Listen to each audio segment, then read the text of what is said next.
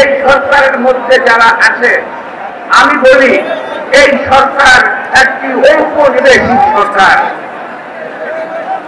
এই সরকারের মধ্যে যারা আছেন তাদের বেশিরভাগ অর্থাৎ প্রায় 90% এই দেশের নাগরিক নয়।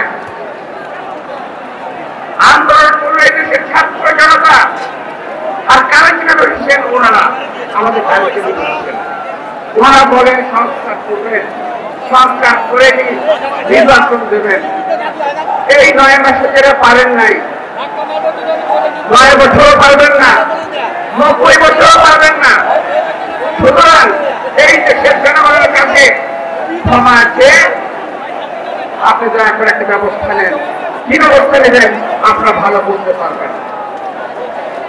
আজকে আমরা এই সরকারের কাছ থেকে কয়েকটি জিনিস আমি ব্যক্তিগতভাবে জানতে চাই।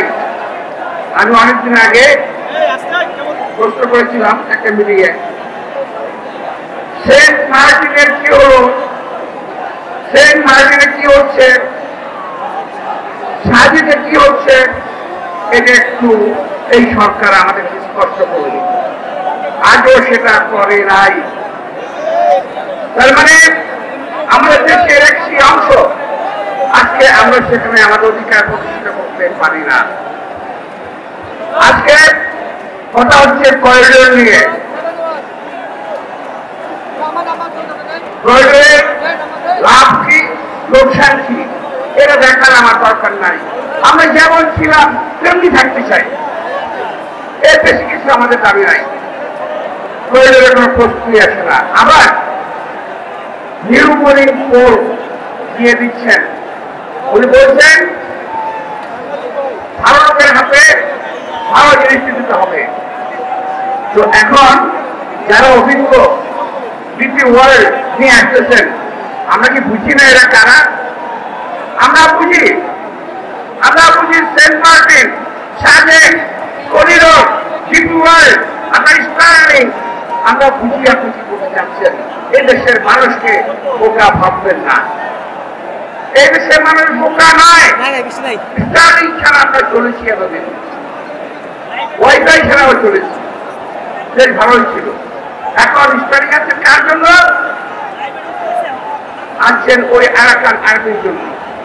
করিডোর কার জন্য? এখান দিয়ে আরাকান আর্মির মাল মশলা যাবে। সেন্ট মার্টিন কার জন্য? বিদেশি কোন ক্ষমতাদের হাতে তুলে দেওয়ার জন্য।